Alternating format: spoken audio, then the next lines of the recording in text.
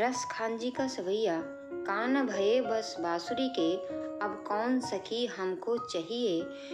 इसका अर्थ समझेंगे। रस खान जी का जो पाठ है, तो जो बच्चे इस वर्ष 10th क्लास में हैं उनके लिए बहुत ही महत्वपूर्ण है, क्योंकि ये अक्सर परीक्षा में आता है। तो जो बच्चे 10th क्लास में हैं वो इस पाठ को बहुत ही अच्छी तरह से याद कर लें। रस खान जी के सवैये उन्हें 3 भागों में बनाए हैं, क्योंकि ये जो अगर एक ही वीडियो में बनाते तो वीडियो बहुत लंबी हो जाती। तो जिन्होंने भाग 1 भाग 2 नहीं देखा है वो बच्चे भाग 1 भाग 2 के वीडियो देख लें, ताकि उन्हें पूरा पाठ अच्छी तरह से समझ में आ जाए। तो आज हम इसमें पढ़ेंगे और समझेंगे। कान भये बस बांसुरी के, अब कौन सखी हमको चाहिए। निस्दोष रहे संग साथ लगी, ये सौतीन तापन क्यों सहिए। जिन मोहि लियो मनमोहन को, रस खानी सदा हमको दहिए। मिली आओ सखी सब सखी, भागी चले हम तो ब्रज में बसुरी रहिए। यहाँ पर रस खान जी ने श्री कृष्ण का जो है बांसुरी के प्रति सम्मान देखकर गोपियाँ बांसुरी से ईर्ष्या कर रही हैं। यहाँ पर रस खान जी कहते हैं कि जो श्री कृष्ण हैं वो अपनी बांसुरी को बहुत ही सम्मान देते हैं, हर समय उस बांसुरी को अपने पास रखे रहते हैं। तो ये देख करके गोपियों को उस बांसुरी से बहुत चिढ़ होती है। उन्हें ऐसा लगता है जैसे ये बांसुरी ना हुई उनकी एक सौतन हो गई, कि श्री कृष्ण जी इस बांसुरी पर ज़्यादा ध्यान देते हैं और हमें बिल्कुल भी ध्यान नहीं देते। हमारी तरफ श्री कृष्ण जी का ध्यान ही नहीं है। तो उन्हें ऐसा लगता है जैसे ये बांसुरी उनकी सौतन बन गई है। तो इसी का वर्णन गोपियाँ एक दूसरे से कर रही हैं और वो कहती हैं कि कान भये बस बांसुरी के, कि हे सखी, कान्हा तो श्री कृष्ण तो बांसुरी के बस में हो गए हैं। अब कौन सखी हमको चाहिए, कि हम लोगों को अब कौन पूछेगा कि श्री कृष्ण तो क्या हो गए हैं, जो है बांसुरी के बस में हो गए हैं, क्योंकि हर समय बांसुरी को अपने साथ लिए रहते हैं। उन्हें दिन रात बांसुरी से वो अलग नहीं होते हैं। और अब हमें कोई भी नहीं चाहने वाला है, क्योंकि श्री कृष्ण तो बांसुरी को चाहते हैं, तो अब हमें कौन चाहेगा। निस्दोष रहे संग साथ लगी, ये सौतीन तापन क्यों सहिए। आगे कहती हैं कि ये सौत बांसुरी दिन रात उनके साथ लगी रहती है, क्योंकि श्री कृष्ण जी कभी बांसुरी को अलग नहीं करते। कभी हाथों में लेते रहते हैं, कभी अपनी कमर की जो पेटी होती है उसमें लगा लेते हैं, कभी अपने होठों पे जो है लगा करके बजाते हैं। तो गोपियों को लगता है कि श्री कृष्ण जो है हमेशा अपनी बांसुरी को साथ रखते हैं, उसे कभी भी अलग नहीं रखते। तो इसलिए कह रही हैं कि दिन रात उनके साथ लगी रहती है। ये जो बांसुरी है ये हमारी सौतन बन गई है और दिन रात उनके साथ लगी रहती है। तो हम लोग भला इस सौतन के द्वारा दिए गए कष्टों को क्यों सहने जाएं, यानी ये सौतीन तापन क्यों सहिए, यानी ये जो सौतन का जो ताप है जो हम क्यों सहें, हम क्यों बर्दाश्त करें इसे। फिर आगे कहती हैं, जिन मोह लियो मनमोहन को, रस खानी सदा हमको दहिए। अब इस पंक्ति में भी रस खान जी का नाम आया है, तो पहले ही पहचान ले बच्चे कि रस खान जी के पद हैं, क्योंकि श्री कृष्ण के पद सूरदास जी ने भी लिखे हैं। तो बच्चों को कंफ्यूज हो जाता है कि ये सूरदास का है कि रसखान का है, लेकिन दोनों ही कवियों ने अपने अपने पदों में नीचे कहीं ना कहीं अपना नाम दिया होता है। तो बच्चे इस बात पे विशेष ध्यान दें कि जिसका भी नाम आए वो पद उसी का है। यहाँ पर रसखान जी का नाम आया है, इसका मतलब उनका है, तो यहाँ पर लिखेंगे। अर्थ भी भाई ऐसे शुरू करते हैं कि रसखान जी कहते हैं कि गोपियाँ कह रही हैं कि जो है अब हम जो है इस सौतन ताप को नहीं सहेंगे, क्योंकि श्री कृष्ण को जो है इस बांसुरी ने इतना मोहित कर दिया है कि श्री कृष्ण जो है उसके बस में हो गए हैं और श्री कृष्ण को पूरा मोहित कर लिया है। और ये हमको सदैव जलाती रहती है, मतलब हमें जो है ऐसे लगता है कि ये जो है हमारी सौतन है बांसुरी और हमें ये चिढ़ाती रहती है। तो आगे कहती हैं कि अब क्या करें। मिल आओ सवे सखी, भागे चले अब तो ब्रज में बांसुरी रही है। आगे कहती हैं कि हम लोग का यहाँ पर कोई काम नहीं है, अब हम क्या करें यहाँ पर? तो चलो अब जो है इस ब्रज को छोड़ चले। अब तो इस ब्रज में बांसुरी ही रहेगी, क्योंकि श्री कृष्ण बांसुरी को चाहते हैं और ये बांसुरी भी दिन रात श्री कृष्ण के साथ में लगी रहती है। तो अब यहाँ पर हमारा कोई चाहने वाला नहीं है, तो हम ये करें कि अब ये जो है भाग चलें इस ब्रज में। अब हमारा कोई चाहने वाला नहीं है, तो ब्रज से हम भाग चले। अब इस ब्रज में सिर्फ बांसुरी ही रहेगी।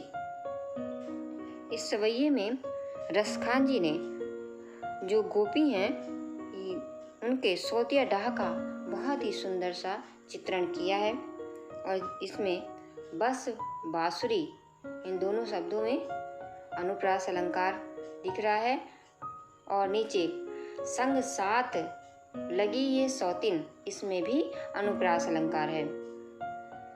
परीक्षा में इसका अर्थ बच्चे किस प्रकार से लिखेंगे, कैसे संदर्भ लिखेंगे, कैसे प्रसंग लिखेंगे, कैसे व्याख्या लिखी जाती है और कैसे काव्य सौंदर्य लिखेंगे, यहाँ पर ये दे दिया गया है कि इसे देख करके बच्चे याद कर लें और अपनी नोटबुक में भी या कॉपी में भी नोट करके रख लें। अगला सवैया है रसखान जी का। मोर पखा सिर ऊपर राखियो, गुंज की माल गरे पहरोगी, ओढ़ी पीताम्बर ले लकुटी, बन गोधन ग्वारन संग फिरोंगी। भाव तो वो ही मेरो रसखानी, सो तेरे कहे सब स्वांग करूंगी। या मुरली मुरली धर की, अधरा धन धरी, अधरा न धरूंगी। यहाँ पर भी रसखान जी ने जो गोपियाँ हैं उनको मुरली से कितनी चिढ़ है इसमें दर्शाया गया है कि कितनी नफरत करती हैं जो गोपियाँ श्री कृष्ण की मुरली से, क्योंकि श्री कृष्ण मुरली की वजह से उन पर ध्यान ही नहीं देते हैं।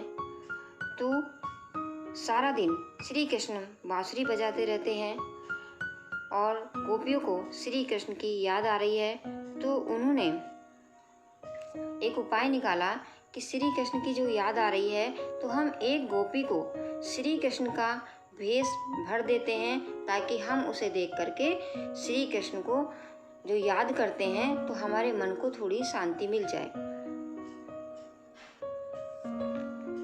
इस प्रकार गोपियाँ जो गोपी हैं वो कृष्ण का भेष बनाकर उनका स्वांग रचाना चाहती हैं, और एक सखी उनके सभी परिधान तो धारण करने को तैयार हो जाती है, किंतु वो बांसुरी से इतनी नफरत करती है, वो कहती है मैं सब कुछ जो श्री कृष्ण पहनते हैं सब कुछ पहन लूँगी, लेकिन जो ये बांसुरी है इसको धारण नहीं करूँगी, क्योंकि इस बांसुरी की वजह से ही हमें ये सब करना पड़ रहा है। तो मैं सब कुछ करूँगी श्री कृष्ण बनने के लिए कि जो जो श्री कृष्ण पहनते हैं, जो जो अपने उनके पास जो भी वस्तु होती हैं सब मैं धारण कर लूँगी, लेकिन शर्त ये है कि मैं श्री कृष्ण की जो बांसुरी है उसको अपने होठों पर नहीं लगाऊंगी। और देखिए किस तरह से उन्होंने इसमें वर्णन किया है कि श्री कृष्ण बनने के लिए एक गोपी तैयार हो जाती है कि चलो आप मुझे श्री कृष्ण बना दो, और जो जो वो पहनते हैं वो सब मैं पहनती चली जाऊंगी। मोर पखा सिर ऊपर राखियो, गुंज की माल गरे पहरूंगी। सखी कहती है कि श्री कृष्ण के मोर पंख को सिर के ऊपर भी रख लूँगी और गले में बनमाला भी धारण कर लूँगी। अगर आपको मुझे श्री कृष्ण बनाना है तो जो श्री कृष्ण अपने सिर पर मोर का पंख लगाते हैं मैं वो मोर का पंख भी रख लूँगी, और जो श्री कृष्ण गले में बनमाला पहनते हैं मैं वो बनमाला भी पहन लूँगी। ओढ़ी पीतम्बर ले लकुटी, बन गोधन ग्वारन संग फिरूंगी। और क्या करूँगी, पीताम्बर ओढ़कर लकुटी लेकर ग्वालों और गाँव के साथ साथ वन में भी घूमती फिरूंगी। जैसे श्री कृष्ण अपने ऊपर एक पीला पीताम्बर पीला कपड़ा पहनते हैं वो भी मैं पहन लूँगी, और लकुटी लेकर के भी क्या करूँगी, जैसे श्री कृष्ण गाय चराने जाते हैं वन में तो मैं चलो गाय भी चराने चली जाऊँगी। और आगे क्या करूँगी, भाव तो भोई मेरो रहे रसखानी, सो तेरे कहे सब स्वांग करूँगी। यहाँ पर भी रसखान जी का नाम आया है। तो रसखान जी कहते हैं कि गोपी कह रही है कि तुम्हारे कहने से मैं वो सब कर लूँगी कि जो जो आप लोगों को अच्छा लगेगा मैं सभी जो स्वांग है वो भर लूँगी श्री कृष्ण के। पर क्या नहीं करूँगी, या मुरली मुरलीधर की अधराधन धरी अधरा न धरूंगी। मैं सब कुछ कर लूँगी श्री कृष्ण का, सारा स्वांग भी भर लूँगी, मोर पंख भी रख लूँगी, गले में बनमाला भी पहन लूँगी, पीला कपड़ा भी पहन लूँगी, पीताम्बर भी ओढ़ लूँगी और लपटी लेकर के बाल बालों के साथ बन बन भी घूम लूँगी और जो जो तुम्हें अच्छा लगता है वो सारा स्वांग में भर लूँगी श्री कृष्ण का। लेकिन उन्होंने कहा लेकिन ये जो मुरली है, क्योंकि श्री कृष्ण की अगर छवि बनानी है, मूर्ति बनानी है तो श्री कृष्ण तो मुरली के बिना अधूरे हैं। अगर उनका स्वांग भरना है तो मुरली भी लेनी पड़ेगी और मुरली को इस तरह से लेना पड़ेगा जैसे श्री कृष्ण होठों पर बजाते हैं। तो कहती हैं कि जिसकी वजह से हमें स्वांग करना पड़ रहा है, जिसकी वजह से हम श्री कृष्ण से अलग हो रहे हैं, उस मुरली को मैं अपने अधरों पर धारण नहीं करूँगी, क्योंकि ये मुरली हमारी क्या है, सौतन है। इसीलिए जो है वो कह रही हैं कि मैं इस मुरली को अपने अधरों पर नहीं रखूँगी। या मुरली मुरलीधर की अधराधन धरी अधरा न धरूंगी। यहाँ पर देखिए अनुप्रास अलंकार है, मुरली मुरलीधर और धरी अधरा न धरूंगी, यहाँ पर भी अनुप्रास अलंकार है।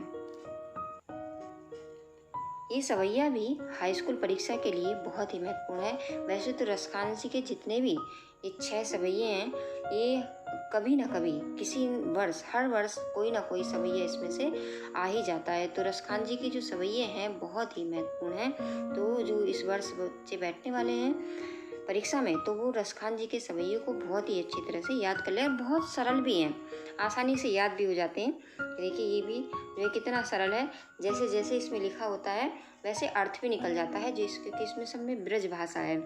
इनका जो काव्य सौंदर्य लिखा जाएगा, काव्य सौंदर्य बच्चों को जरूर लिखना है, क्योंकि इसमें भी सोतिया डाहा दिखाया गया है कि किस तरह से जो गोपियाँ हैं वो श्री कृष्ण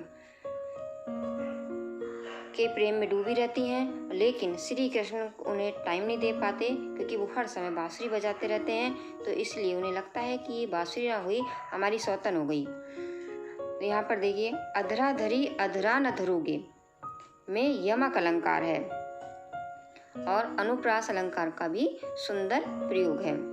अधरा धरी अधरा न धरोगे में याद रखना, इसमें यमक अलंकार लिखा जाएगा। ये जो अधरान धरी अधरा न धरोगे, इसमें अधरा अधरा दो शब्द 2 बार आया है, दोनों का ही अर्थ अलग अलग है, इसीलिए इसमें अनुप्रास अलंकार है।